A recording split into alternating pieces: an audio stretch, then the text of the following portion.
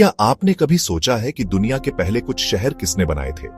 मैं बात कर रहा हूं इंडस वैली सिविलाइजेशन की, जिसे सिंधु घाटी सभ्यता भी कहते हैं, जो हिस्ट्री की सबसे पुरानी और एडवांस्ड सिविलाइजेशंस में से एक है।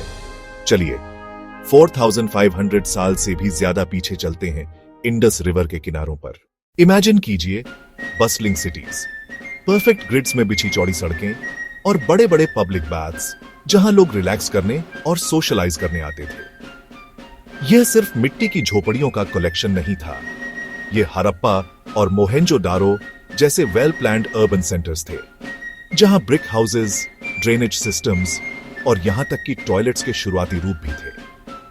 यह सोचकर मेरा दिमाग घूम जाता है कि इन एंशिएंट लोगों ने सिटी प्लानिंग कैसी की थी।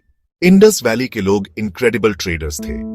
आर्कियोलॉजिस्ट्स को ज्वेलरी, सील्स और पॉटरी मिली है जो दिखाती हैं कि वे मेसोपोटामिया तक ट्रेड करते थे और इजिप्ट तक ट्रेड करते थे। इमेजिन कीजिए लोथल के डॉकयार्ड से मोती और मसालों से भरी एंशिएंट बोट्स निकल रही है। उनकी सील्स, वो छोटे खूबसूरती से कार्व्ड स्टोन्स, आज भी एक मिस्ट्री है। हमने अभी तक उनकी स्क्रिप्ट को पूरी तरह से क्रैक नहीं किया है। उन छोटे छोटे मार्क्स में क्या सीक्रेट्स छिपे हो सकते हैं और उनके सोसाइटी के बारे में क्या? कई दूसरी एंशिएंट सिविलाइजेशंस के उलट यहां जायंट पैलेसेस के कोई सबूत नहीं है, टेंपल्स के कोई सबूत नहीं है, राजाओं की कोई मूर्तियां या बड़ी बड़ी कब्रें नहीं है। लगभग 1900 BCE के आसपास ये शहर डिक्लाइन होने लगे। कुछ कहते हैं कि यह क्लाइमेट चेंज था, दूसरे शिफ्टिंग रिवर्स या इन्वेजन्स को दोष देते हैं। कारण जो भी हो, उनके शहर अबैंडन्ड हो गए और उनकी कहानी लगभग खो गई, जब तक आर्कियोलॉजिस्ट्स ने 20th सेंचुरी में उन्हें खोद कर निकाला। आज उनकी लेगेसी जिंदा है, उनके रूइंस की ईंटों में, उन ज्वेलरी और पॉटरी में जिनकी हम आज भी तारीफ करते हैं, और शायद साउथ एशियन सिटीज के आज के लेआउट में भी।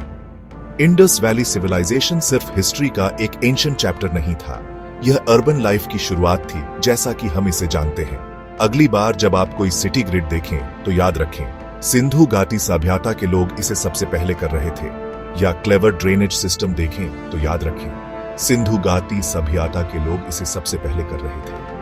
और यह कुछ ऐसा है जिस पर हमें गर्व होना चाहिए।